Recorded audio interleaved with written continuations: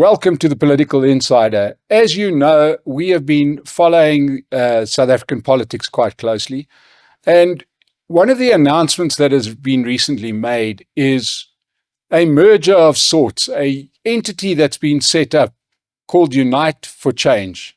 It is a political party that will represent three political parties in the local government election, if I've got it correctly. If I'm not, my next guest is going to tell us, and that is the chairman of Rise Mzansi, one of the parties involved. She's also the MEC for Agriculture in Gauteng and sits on the council of Unite for Change. Is that correct? Yes. Vuyiswa Ramokgopa. Vuyiswa, welcome to the Political Insider. Hello, Mike. It's good to be here. Thank you for having me. I know we've had you a few times on the State of the Nation. Yes. This time we want to talk about the thinking behind it and the vehicle that you've set up. Absolutely. Because a lot of people are looking at this and sort of saying, what is this? So I thought let's get you in here so that you can explain to us how this works. Sure. So maybe let's start with the rationale. Why does Unite for Change have to exist, and what is it trying to solve for? So there are really three key things. The first thing is around fragmentation of parties and of opposition parties, specifically parties that I would say represent a similar kind of electoral base and are seeking ultimately similar kind of outcomes and objectives and stand for the same kind of values, etc. So we have heard that those comments being made. We've listened to the electorate. We've listened to, the public, and people have repeatedly said, why don't some of these parties come together and form a stronger consolidated grouping? And so after many months of trying to figure out how to make that work mechanically, we then realized and came to the conclusion that the best version or model for us would be to form another entity that would then be able to contest elections. Because to contest an election, you need to be a party. But what we want to avoid is a scenario where you've got three parties that are supposedly in a pre-election pact, but end up competing against each other and cannibalizing of each other. Multi-party charter, anybody? Well, you remember that. Remember So, what we've taken learnings from groupings like the multi-party charter is that if you're serious about wanting to consolidate, then you have to be able to go all in. It's like being married. You can't be married and still have your little bachelor apartment somewhere else that you visit every now and then. So Don't tell my wife, please. Anyway, okay. So we said, let's do it the proper way. And what we would do is, obviously the three parties are represented in the national and provincial governments. So nothing changes as far as that's concerned. They were elected, and we have our electoral mandates that we have to see out until 2029. However, local elections, as you know, happens at a separate sphere of government, and it's a different ballot. And for the 2026 elections, we would then be contesting under a single entity, which is Unite for Change, and the other three parties would not be on the ballot. And what this effectively does is the second thing, which is really around consolidation also of our resources. So our volunteers and activists, the campaign resources that one would need to be able to run and contest a local election is actually quite extensive. I mean, I think we have 23,000 voting districts in this country, of which we'll never be able to cover all of them. But it certainly made sense for us to join efforts to be able to consolidate the human capital that we have, the financial capital that we have, and really just bring the best minds around the table into one room. Okay. Yeah. Now you mentioned there that it is parties that stand for similar things. Yes. Explain to the people that are watching what it is that you stand for. Yeah. So we have really we see this coming together as a rebuilding and a consolidation of the political center of South African politics. And we have seen over time, and with the decline of the ANC, that there has been a splintering and a fragmentation. And what has subsequently happened, and you saw that specifically in the last election, is that you have a lot of little parties that represent these different either demographic bases, or they represent a specific niche base.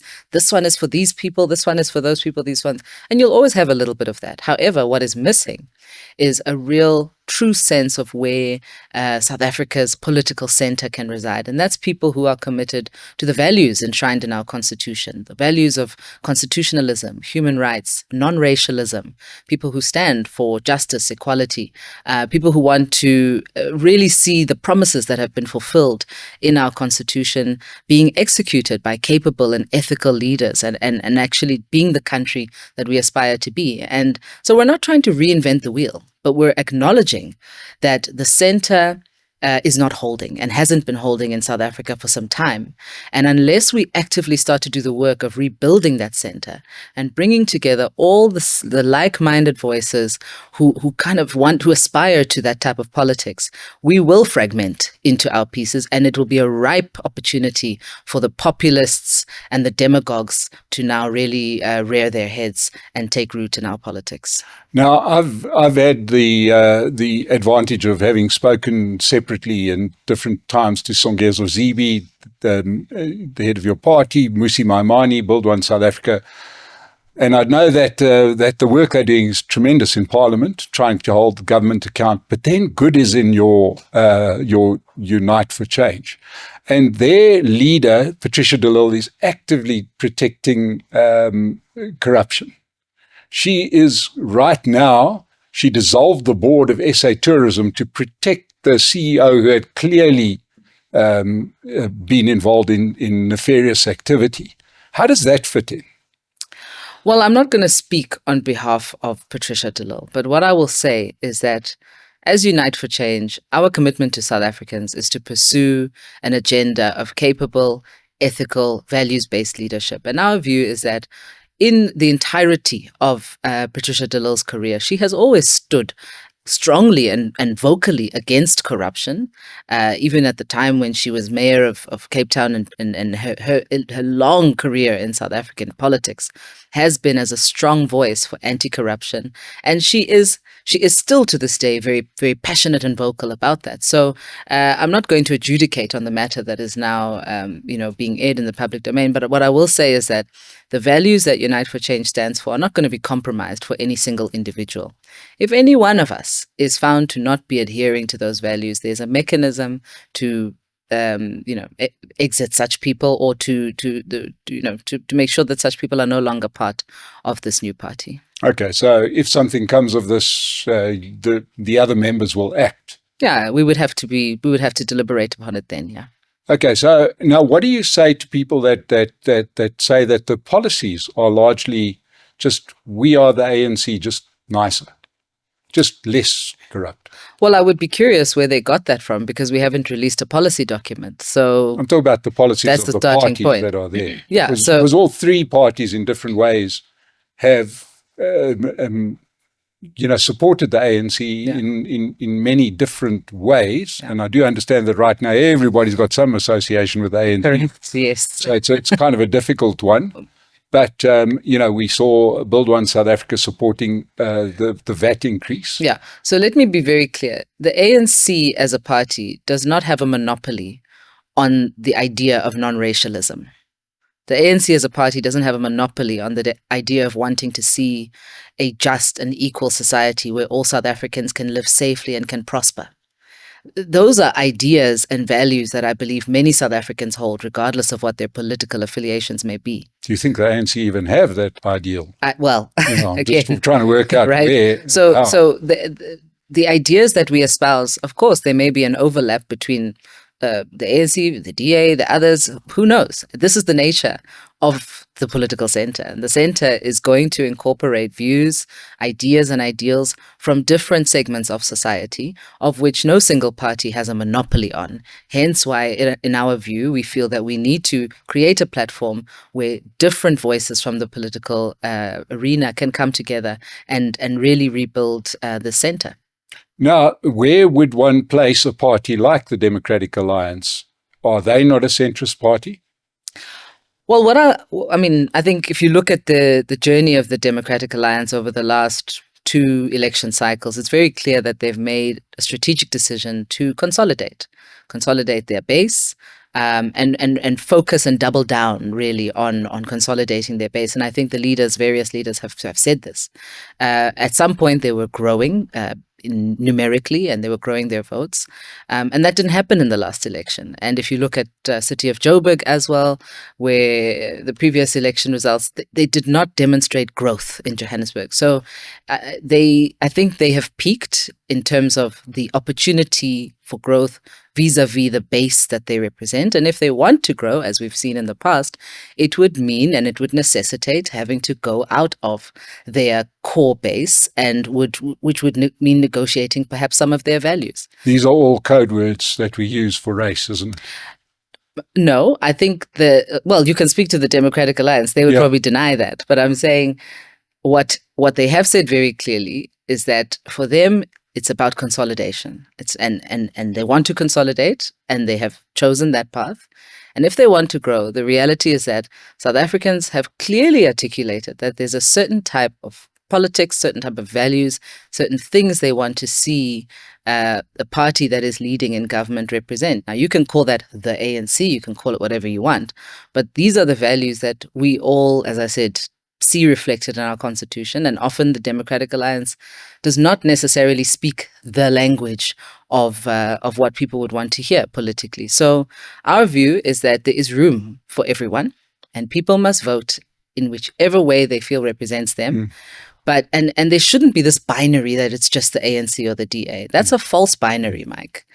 There are people, and many people, millions of people actually, who sit outside of that binary framing of South African politics. 100%. And to not create a space for them or a political option for them is irresponsible, quite frankly, because then they just stay at home and they don't vote. Yeah, because there can be no doubt that if you were to codify on the scale of left to right, the DA remains a liberal left party that is anti-business. Do you the see? DA? Yeah. Oh, I thought you were saying the ANC. No, the DA is not a very pro-business party. I mean, their policies are not what one would call pro-business. They're not centrist in any way. Their policies remain heavy state-led, heavy... The DA? Yes. That's curious. Right? Okay. It's well, I mean, that's their roots, right? Okay. And they haven't changed that. So if you really... They need a new communications person, if that's what you think. I've sat down here with their financial cluster to try and see their economic policy, and it is really the same as we've seen. Heavy state involvement. You know, their whole thing is good governance. Yeah. But there's nothing that's pro-business in anything that they've done, you know, other than privatize a few things that the state has messed up. Yeah. Other than that, it's not pro-business in any way. I mean, they don't talk about lowering taxes. They don't talk about in any way encouraging the economy. But that is, at some point, people are going to realize it, that there is no real road to prosperity there. It's a sort of a better form of leftism in the DA. And that's why they're comfortable bedfellows with the ANC, because neither party really is pro-business. So the question is Unite for Change going to be a party that recognizes the aspirations, or the economic aspirations of South Africans? And if so, how? Well, I think Unite for Change, as I said, number one, we don't have what I'd call, we haven't yet sort of had a policy conference or any kind of heavy policy discussion. However, we have set out our objectives at a high level vis-a-vis the 2026 local elections. And of course, local economic development sits at the heart of that. And I don't think you can uncouple or decouple local economic development from good governance. Those two things do go together, because the truth is, regardless of where you are ideologically, if a business doesn't have water coming out of its taps, it has to close for the day. If it doesn't have electricity, it's not able to operate. So you do have to get the basics right. You do have to make sure you have a government that is trusted. And I think that's another way of talking about being pro-business, having an ethical government that is trusted. If I put in a building plan, I want to know that if it's going to take 6 weeks or 3 months to approve this building plan, I shouldn't have to pay an extra little 1,000 Rand in the back door just to get mine to the front of the queue. These are the things that really suffocate our economy on a daily basis. Crime and safety is another massive issue. People are not setting up businesses in areas like the Joburg CBD, and businesses are leaving the Joburg CBD because the Joburg CBD is seen to be unsafe and has high levels of crime. Nobody wants to be there. Nobody wants to be there working late at night, etc. So I don't think those things are mutually exclusive. The state has to be capacitated to do its job, and it must do it well and at the highest level to ensure that there is an environment that is enabling for businesses at all different levels. And I'm saying this intentionally because it's also not just about big listed businesses, right? Yeah. It's also about making sure that if I'm an informal trader, I should know that there's a licensing regime that is going to make sure that I don't have to compete with all kinds of other unlicensed people. And I should know that the space that I'm going to be in is regulated. It's a clean trading area. There are police close by who can make sure that the area is safe, right up until your banks and things that are located within the CBD. So these are the types of issues that I think are practical. This is the practicalities of governance before we, other than the ideological things, which are important, but I think left and your water is neither left nor right. No, it's either coming out of your tap. That's it. It's wet. Wet or it's dry. Yeah. Yeah. Now, Vuyiswa, the rumors that were swirling when there was sort of talks going on was that Action SA might be part of this. Yeah. What became of that? Well, Action SA and some other entities had been engaged in the process, and actually Action SA had been at the table. They had been one of the key parties that were part and parcel of the talks, and they made a decision after engaging with their Senate and as a collective that they didn't want to be a part of this. And I think Mr. Mashaba has made several statements post the fact. Some of the statements he himself has made is that they felt they could go it alone and they didn't need to partner with other parties. And I think it's a missed opportunity, obviously, because it's short-termist, quite frankly. Every party can go it alone. But is that really what's best for South Africans? And I think that was the question we were trying to ask. We were saying the electorate has said it. They like you guys. They like the people in these parties. Why can't we bring together and be a much more solid, unified force? But I think I still leave room for potential for them to potentially come on board at some point. And the door's certainly not closed. Vuyiswa, one of the problems that we've seen, especially in the metros and especially in the ones in Gauteng and especially the one that we are sitting in Johannesburg, has been these entrepreneurial parties, the ones that are set up for one person to get, and eventually they have a swing vote, they suddenly driving a BMW. We know them, then they switch sides. We saw recently Gauteng Mackenzie, who's hardly an entrepreneurial party, but take it all the way to the brink, threaten the president so that he could get Kenny Kunene to be the transport MEC for the city of Joburg. Yeah, right. Why? Because he loves cars so much. Let's be real about what's happening. Do you see this bad experience that we've had over the last decade, especially the last 5 years, that we might be seeing the end of these parties that they're not interested in governance? They are only interested in the interests of one or two people. Do you think we're going to see the end of that? Well, let me say that the electoral system we have, and which I believe is the right electoral system, having a proportional representation system, it actually is designed to give an outsized voice, rather, to minority parties. It is not like it's, like a first past the post system where the biggest person just wins and it's a majoritarian system in its thinking. So let me say the situation we find ourselves in is not, it is by design in a way.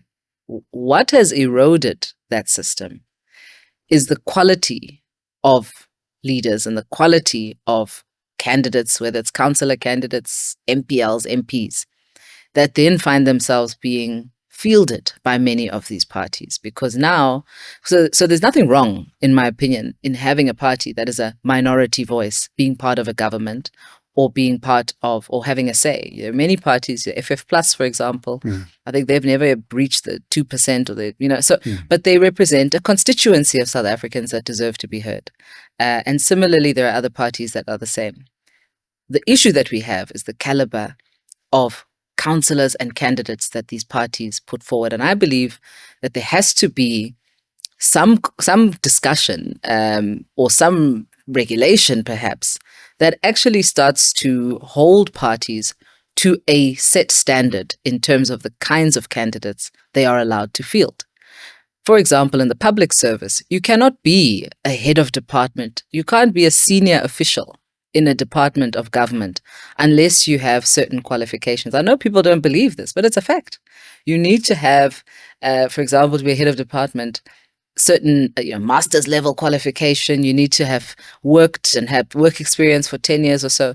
And then you have somebody coming in at the political level who's actually senior to you, is the executive authority, has quite far-reaching powers, and they have nothing. And there's absolutely no bar that they are being held to, but yet you are supposed to report to this person and see them as somebody that you take seriously. So I do think there has to be a standardization of what becomes the minimum standard or allowance for people to serve in councils, in legislatures, etc. Because the work also is very technical.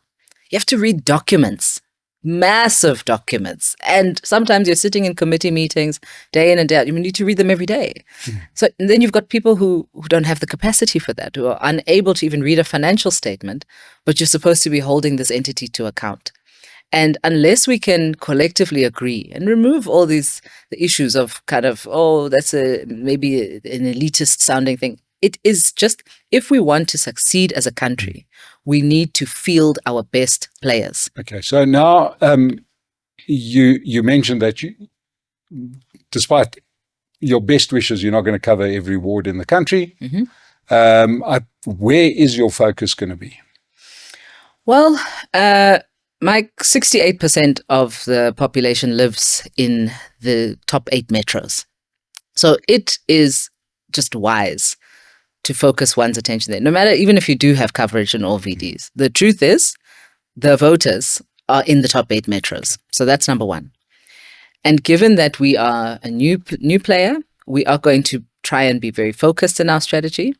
Obviously, we will target the metros as a primary, but also if I look, we will also, and we are currently busy with that process, conduct an electoral mapping process based on where the respective geographies of strength are for the different parties. So you have parties like Good that are a lot more present in the Western Cape than, say, ourselves. BOSA also has a different geographical footprint than Rise does, even in a Gauteng context, by the way.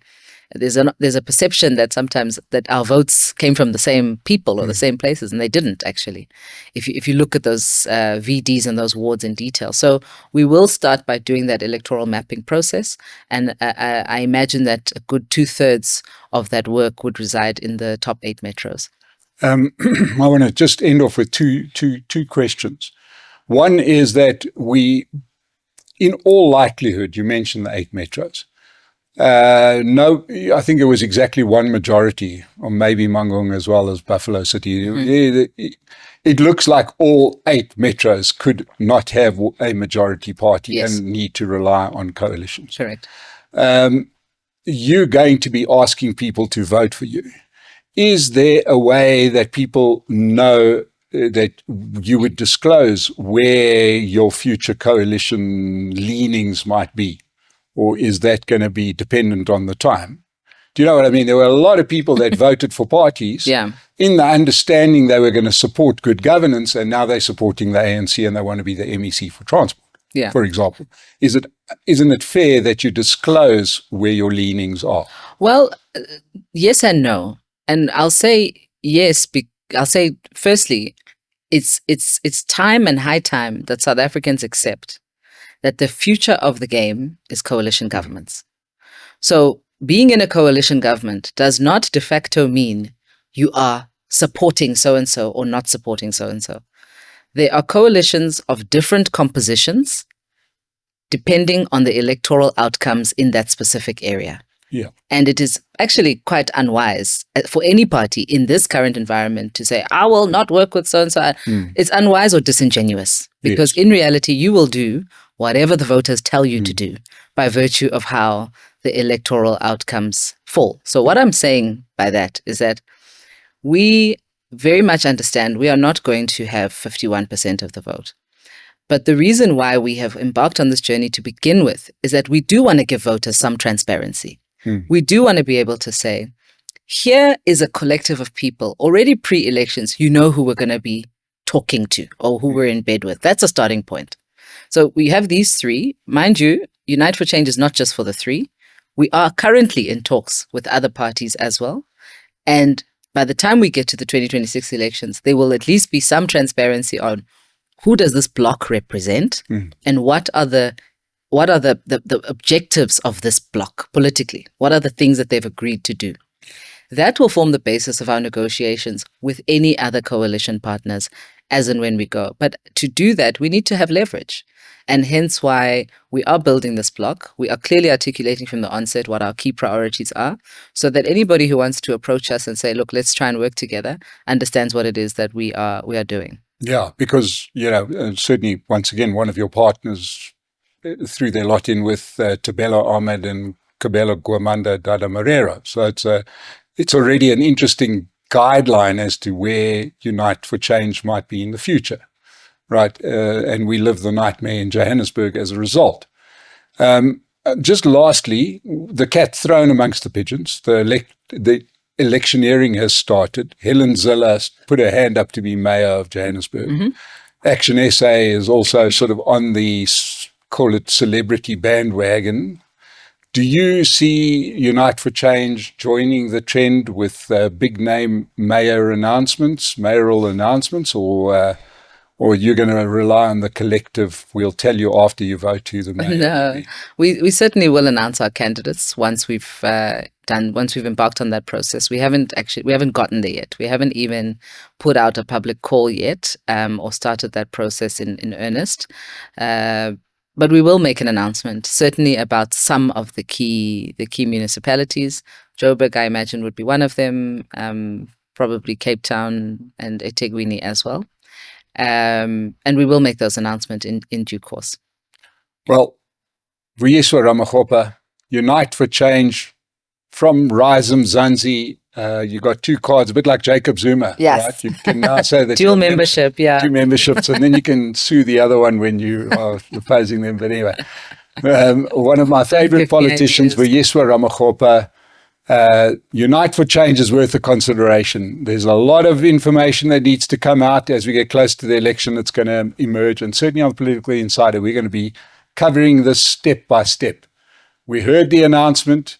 We had to hear more about what they stand for. Hopefully, we're looking at another grouping that stands for clean governance. It is important that we get that, especially in the metros. And, and we will keep you informed as to what these parties stand for. Vuyiswa, thank you so much for joining us here today. Thank you, Mike. Good to be back. To everybody that watched this, please subscribe to the Political Insider. We are growing like crazy, and it's thanks to you. Thank you very much. We'll see you again soon. Go.